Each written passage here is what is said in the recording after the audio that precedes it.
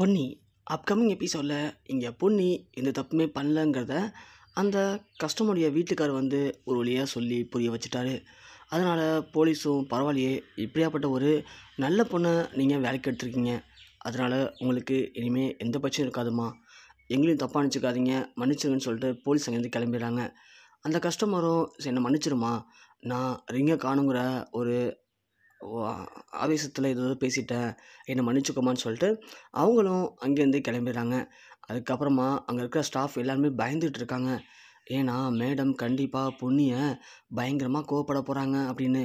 ஆனால் ஓனர் மேடமே பார்த்து பொண்ணுக்கிட்ட ரொம்ப தேங்க்ஸ் பண்ணி, நீ மட்டும் இப்படிப்பட்ட காரியம் செய்யலைனா நம்ம பாலோடைய பேரே கெட்டப்பா இருக்கும், பரவாயில்லன்னு சொல்லிட்டு ரொம்ப கூலாக பேசிட்டு போதை பார்த்து எல்லாருமே ரொம்ப சந்தோஷப்படுறாங்க.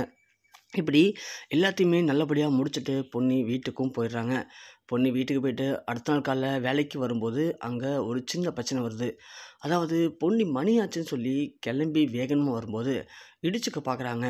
அப்போதைக்கு நம்ம சக்தி சொல்கிறாரு, என்ன பொன்னி மணி ஆயிடுச்சா, நான் வேணா உன்னை ட்ராப் பண்ணவா அப்படின்னு கேட்கும்போது அங்கே வீட்டில் இருக்கிற ஜெயா ஒன்று, ஏன் சக்தி உனக்கு ஆஃபீஸ்க்கு நேரமாகலையா, அவளை போய் ட்ராப் பண்ணுறங்கிற, அவளுக்கு வேலைக்கு போகிறவளுக்கு தெரியும் எப்படி போகணுன்னு, நீ விட்டுட்டு உன் வேலையை பார்த்துட்டு போடா அப்படின்னு சொல்கிறாங்க. உடனே டக்குனு சிவானி பாப்பா சொல்கிறாங்க, அதுக்கு என்ன அத்தை, நாங்கள் வேணால் அவளை ட்ராப் பண்ணுறோம் வாங்க அப்படின்னு சொல்கிறாங்க. உடனே பவானி, சிவானி கம்முன்னு ஸ்கூலுக்கு கிளம்ப வெளியே பாரு அப்படிங்கிறாங்க. ஏம்மா, நேற்று கூட பார்த்தேன் அப்பாவை ஒரு ஆன்ட்டி அழைச்சிட்டு ட்ராப் பண்ணாங்க, கேட்டால் லிஃப்ட்டு கொடுத்தேன்னு சொன்னாங்க, அது மாதிரி பொன்னியத்துக்கு லிஃப்ட் கொடுக்கலாமே அப்படின்னு சொல்லவும் இங்கே சுந்தரத்துக்கு தூக்கி வாரி போடுது. ஆஹா, சிவானி தேவையில்லாமல் வாயை விட்டுட்டாலே அப்படின்னு. ஏன்னா சுந்தரம் ஒரு நாளைக்கு முன்னாடி ஒரு பொண்ணுக்கிட்ட ரொம்ப க்ளோஸாக பேசி அவங்கள காரில் ட்ராப் பண்ணுறத நம்ம சிவானி பார்த்துட்றாங்க. அதை பற்றி இங்கே சொல்லவும் இங்கே சுந்தரத்துக்கு அல்லு இல்லை. ஆனால் எப்படியோ ஏதோ சொல்லி சமாளிச்சிடறாரு. சரின்னு பொன்னியும் எனக்கு யாருடைய உதவியும் தேவையில்லைன்னு சொல்லி அவங்களும் கிளம்பி போயிடுறாங்க. போனதுக்கு அப்புறமா பொன்னிக்கு சக்தியோட ஃப்ரெண்ட்ஸ் கால் பண்ணுறாங்க. என்ன சிஸ்டர், என்ன பண்ணுறீங்க, என்னாச்சு, ஏதாவது பண்ணிங்களா, அந்த பிரீத்தியோட ஃபோன் எடுக்கிறதுக்கோ இல்லை சுந்தரத்தோட ஃபோன் எடுக்கிறதுக்கோ ட்ரை பண்ணிங்களா, என்ன சச்சு சிஸ்டர் அப்படின்னு கேட்கும்போது, இல்லைண்ணே, எங்கண்ணே, அவங்க ஃபோனுன்னு நினச்சாலே தேவையில்லாத பிரச்சனை வந்துட்டுருக்கு, நான் சும்மா இருந்தாலும் இப்போது எனக்கு ஏகப்பட்ட பிரச்சனை வருதுண்ணே, இதில் நான் வாண்டடாக போய் மாட்டிக்க விரும்பலண்ணே, அதான் கொஞ்ச நாளைக்கு அமைதியாக இருக்கலான்னு இருக்கேண்ணே அப்படி மாதிரி சொல்கிறாங்க. என்ன சிஸ்டர் இப்படி சொன்னால் எப்படி சிஸ்டர், அப்புறம் உங்களுக்கு நாள் கம்மியாக இருக்குது, உங்கள் மேலே போட்ட பழியை அப்புறம் என்ன தான் பண்ணுறது நாம் அப்படிங்கிறாங்க. அதானே எனக்கு ஒன்றும் புரியல, இன்னி கூட பாருங்கள், காலையில் சுந்தரம் நேத்தி ஏதோ ஒரு பொண்ணை காரில் அழைச்சிட்டு வந்திருக்காரு போல், அழைச்சிட்டு இறக்கி விட்ருக்காரு, அதை நம்ம சிவானி பாப்பாவே பார்த்துருக்கா, இன்றைக்கி அவள் சொல்கிறா வீட்டில், ஆனால் சுந்தரம் நான் லிஃப்ட்டு கொடுத்தேன் அந்த பொண்ணுக்கு அப்படிங்கிற மாதிரி சொல்லி சமாளிச்சிட்டாரு. இப்படி அவரை நம்புறதுக்கு அந்த வீட்டில் எல்லாருமே ரெடியாக இருக்காங்க. நாம் சரியான ஆதாரத்தோடு அவர் மேலே குறை சொல்லலைன்னா யாருமே நம்ப மாட்டாங்கண்ணே அப்படி மாதிரி சொல்லிவிட்டு ஃபோன் வைக்கிறாங்க. அப்போ தான் சக்தி வராரு. என்னடா யார்கிட்ட பேசிகிட்டு இருக்கீங்க அப்படின்னு சக்தி கேட்க, சிஸ்டர் தான்டா பேசிகிட்டு இருந்தோம், என்னடா ஆச்சு அப்படிங்கும்போது அவங்களும் அதை சொல்கிறானுங்க. சக்தி ஒன்று, ஆமாண்டா காலைல சிவானி பாப்பா சொன்னான், நானும் அதை பெருசாக எடுத்துக்கல அப்படிங்கும்போது, டேய் ஏன்னா நீ இப்படி சொல்கிற, உங்கள் மாமா நல்ல இல்லடா சக்தி, பொன்னி நிறைய வாட்டி சொல்லியிருக்காங்க, உங்கள் மாமா மேலே தான் அவளுக்கு முழு டவுட்டுமே இருக்குது, எனக்கு என்னமோ உங்கள் மாமாவை ஃபாலோ பண்ணாலே நாம் பாதி பிரச்சனை முடிச்சிடலான்னு தோணுதுடா அப்படிங்கவும் ஒன்று சக்தி சொல்கிறாரு. என்ன சொல்கிறீங்க, அவர் சும்மா விளையாட்டுத்தனமாக என்ன பண்ணிட்டு இருப்பாரா அப்படிங்கும்போது, இல்லை மச்சான், சிஸ்டர் உங்கள் மாமா பற்றி நிறையா சொல்லியிருக்காரா அப்படின்னு சொல்கிறாங்க. சரி இப்போ என்ன, எங்கள் மாமா ஃபாலோ பண்ணால் நிறைய பிரச்சனை முடிஞ்சுன்னு சொல்கிறியா, சரி ஓகே, உங்களுக்கு 2 நாள் டைம் தரேன், 2 நாளும் வேலைக்கு வரவேணாம், நீங்கள் இப்போவே கிளம்புங்க, எங்கள் மாமா எங்கே இருக்காருன்னு கேட்டு சொல்கிறேன், அவரை ஃபுல்லாக ஃபாலோ பண்ணுங்கள், அவர் எங்கே போகிறாரு எங்கே வராருன்னு சொல்லிட்டு, அப்படி போனாலே பாதி பிரச்சனை முடிச்சிடலான்னு சொல்கிறீங்களே அப்படின்னு சொல்லவும், சரிடா அப்படின்னு சொல்கிறாங்க. உடனே சக்தியும் கால் பண்ணார் சுந்தரத்துக்கு, என்னம்மா என்ன பண்ணுறீங்க, எங்கே இருக்கீங்க அப்படின்னு விசாரிக்கிறாங்க. இங்கே தான் மாப்பிள்ள பக்கத்தில் தான் இருக்கேன் அப்படிங்கிற மாதிரி அவர் சொல்கிறாரு. என்ன வேலை மாமா, சும்மா ஒரு பிஸ்னஸ் டீலுக்காக வந்திருக்கு மாப்பிள்ள அப்படிங்கிற மாதிரி பேசுகிறாரு. சரி மாமா பாருங்கள், ஒன் ஃபோன் வச்சுறாங்க. ஆனால் நம்ம சுந்தரம் நேற்று ஒரு பொண்ணை இறக்கி விட்டார் இல்லையா, அந்த பொண்ணை கூப்பிட்டு வச்சு காஃபி ஷாப்பில் ஏதோ கடலை போட்டுட்ருக்காரு. ஸோ இந்த வாரம் எங்கே போகலாம் என்ன பண்ணலாம் அப்படின்னு சொல்லிட்டு கரெக்டாக சக்தியோட ஃப்ரெண்ட்ஸும் சுந்தரத்தை ஃபாலோ பண்ணி அங்கே போகிறாங்க. பார்த்தா இவங்க போகும்போது தான் சுந்தரம் அந்த மீட்டிங்கை முடிக்கிறாரு. இவங்களும் பார்த்துட்றாங்க, ஓ இந்த பொண்ணாத்தி பொன்னி சிஸ்டர் சொன்னாங்களோ, பரவாயில்ல இந்த மனுஷன் நல்லா தான் வாழ்கிறான், அன்றைக்கி ஒரு நாள் பார்த்தோம் வேறொரு பொண்ணு கூட போனான், இன்றைக்கி பார்த்தா வேறொரு பொண்ணு கூட காஃபி ஷாப்லேருந்து வரான், இவனை என்ன தான் பண்ணுறது நாம், சக்தி சொன்னால் நம்ப மாட்டான் அப்படின்னு சொல்லிட்டு இங்கே நிற்கிறாங்க. அதேமாதிரி சக்தியும் ஃபோன் அடிக்கிறாரு. என்னடா பார்த்துட்டீங்களா மாமாவை அப்படின்னு கேட்கும்போது, பார்த்துட்டேன்டா. உங்கள் மாமா ஒரு பொண்ணு கூட காஃபி ஷாப்பில் இப்போ தான் காஃபிலாம் சாப்பிட்டு முடிச்சுட்டு வெளில வராரு அப்படின்னு சொல்கிறாங்க. டேய் அது ஏதாவது பிஸ்னஸ் டீலாக இருக்கும்டா. அடா போடா, இந்த பொண்ணுக்கு என்னடா பிஸ்னஸ் டீல் இருக்க போகுது, அந்த பொண்ணு ஏதோ டீலிங் தானடா பேசிட்டு வந்துட்டுருக்கா அவர்கிட்ட அப்படின்னு சொல்கிறாங்க.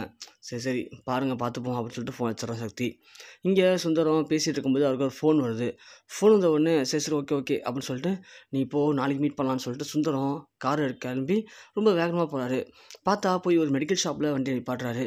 மெடிக்கல் ஷாப்பில் வண்டியை நிப்பாட்டிட்டு அதில் போய் டேப்லெட்ஸ்லாம் வாங்குறாரு. வாங்கிட்டு திரும்ப வந்து கார் எடுத்துகிட்டு ரொம்ப வேகமாக கிளம்பி போகிறாரு. போனால் பார்த்தா கரெக்டாக ஒரு வீட்டில் வந்து வண்டியை நிப்பாட்டிட்டு அந்த வீட்டுக்குள்ளே போகிறாரு. போயிட்டு அந்த டேப்லெட்ஸ்லாம் கொடுக்குறாரு. இங்கே சக்தியோட ஃப்ரெண்ட்ஸும் சுற்றி முற்றி பார்க்குறாங்க. யாருமே இல்லை அப்படின்னு சொல்லிட்டு பொறுமையாக போயிட்டு அங்கேருந்து பார்க்குறாங்க என்ன நடக்குது அப்படின்னு சொல்லிட்டு. பார்த்தா ஒரு 2, 3 பேர் இருக்காங்க. அதில் அன்னைக்கு பொன் சிஸ்டர் காட்டினாங்க இல்லையா, சினிமா டூப் பார்ட்டின்னு சொல்லிட்டு அந்த ஆளும் உட்காந்துருக்கான். ஸோ அவனுடைய ஒய்ஃபுக்கு தான் உடம்பு சரியில்லை. அதனால் வெளியில் போகலான்னு சொல்லி தான் கால் பண்ணியிருந்திருக்கான். ஆனால் சுந்தரம் இப்போதைக்கு நேரம் சரியில்லை, யாருமே வீட்டை விட்டு வெளியே வரக்கூடாது, உங்களுக்கு எந்த உதவினாலும் எனக்கு தான் கால் பண்ண சொல்லியிருக்காங்க, அதனால தான் உடம்பு சரின்னு சொல்லி கால் பண்ணியிருந்திருக்கான். உடனே சுந்தரம் மாத்திரை வாங்கிட்டு போய் கொடுக்குறாரு. அவங்களும் மாத்திரையை போடுறாங்க. சார் இது மாதிரி இன்னும் எத்தனை நாளைக்கு சார் நாங்கள் இப்படியே வீட்டுக்குள்ளேயே அடைஞ்சிருக்கிறது, நாங்களாம் சினிமா டூப் ஆர்டிஸ்ட் சார், எங்களுக்குன்னு நிறையா வாய்ப்பு வருது, ஆனால் நாங்கள் எதுலேயுமே நடிக்காமல் இப்படி ரூமுக்குள்ளேயே முடங்கி கிடக்கிறது ரொம்ப கஷ்டமாக இருக்குது சார் அப்படின்னு ஃபீல் பண்ணுறாங்க. இங்கே பாருங்கள், நான் தான் உங்களுக்கு தேவையான பணம் கொடுத்து தானே இருக்கேன், அப்புறம் என்ன பிரச்சனை உங்களுக்கு அப்படின்னு சொல்கிறாங்க. என்ன சார் ஒரு கல்யாணத்தில் வந்து ஒரு பொண்ணை பற்றி பேச சொன்னீங்க, பேசணும், அதனால அந்த கல்யாணம் நிற்குன்னு சொன்னீங்க, நின்றுச்சு. ஆனால் அதோட எங்களை விட்டுட்டீங்க அப்படின்னா பிரச்சனை இல்லையே சார். ஆனால் அதுக்கப்புறமும் 3 மாதம் அக்ரிமெண்ட் போட்டு எங்களை இப்படி ஒரு வீட்டுக்குள்ளேயே அடைச்சி வச்சுருக்கிறது நல்லாவா சார் இருக்குது? எங்களுக்கும் வெளியிலலாம் போகணும் ஆசை இருக்குது சார், ஆனால் எங்களை வெளியிலேயே விட மாட்டீங்களே சார் அப்படின்னு சொல்லி புலம்புறாங்க. இங்கே பாருங்கள், இன்னும் 1 மாதம் தான் இருக்குது. அதுக்கப்புறம் உங்கள் விருப்பப்படி நீங்கள் எங்கே வேணும் போகலாம், என்ன வேணும் பண்ணலாம், நான் உங்களை கண்டுக்கவே மாட்டேன். அந்த 1 மாதம் வரைக்கும் நீங்கள் வீட்டுக்குள்ளே இருக்கிறது தான் உங்களுக்கும் சேஃபு, எனக்கும் சேஃபு. ஏன்னா அந்த பொண்ணு வெறி கொண்டு தேடிட்டு இருக்கா அவங்கள. நீங்கள் மட்டும் கையில் மாட்டினீங்க, அப்புறம் நீங்கள் உங்களுக்கும் பிரச்சனை, எங்களுக்கும் பிரச்சனை தான் அப்படின்னு சொல்லி சுந்தரம் பேசவும், இங்கே எல்லாத்தையுமே நம்ம சக்தியோட ஃப்ரெண்ட்ஸ் வீடியோ எடுத்துக்கிறாங்க. சரி உங்கள்கிட்ட கையில் செலவு காசு இருக்கா, இந்தாங்க பணத்தை பிடிங்க, இந்த பணத்தை வச்சுக்கோங்க, வேறு எந்த உதவியாக இருந்தாலும் எனக்கு உடனே கால் பண்ணுங்கள், தயவு செஞ்சு நீங்கள் யாரும் எங்கேயும் வெளியில் போயிட வேணாம் அப்படின்னு சொல்லிட்டு சுந்தரம் அங்கேருந்து கிளம்புறாரு. சக்தியோட ஃப்ரெண்ட்ஸுக்கு சக்தி கால் பண்ணி ஒரு இடத்துக்கு வர சொல்கிறாங்க. சக்தியும் வராரு. என்னாச்சா, ஏன் சீக்கிரமாக சொன்னீங்க அப்படின்னு கேட்குறாரு. இங்கே பாரு மச்சான், நாங்கள் தான் சொன்னோம்ல சிஸ்டர் கரெக்டாக சொன்னாங்கன்னு சொல்லிட்டு அப்படின்னு வீடியோவாக காட்டுறாங்க. பார்த்தா வீடியோவில் சுந்தரம் பேசின எல்லாத்தையுமே ரெக்கார்ட் பண்ணியிருக்காங்க. அதை பார்த்தோன்னே சக்தி செம்ம அதிர்ச்சி வர்றாரு. அடப்பாவிங், என்னடா மாமா தான் அப்போ எல்லாத்தையும் காரணமா? அப்போது இவர் தான் எல்லாத்தையும் பண்ணிவிட்டு பொண்ணியை வீட்டை விட்டு விரட்ட ட்ரை பண்ணிகிட்ருக்காரா?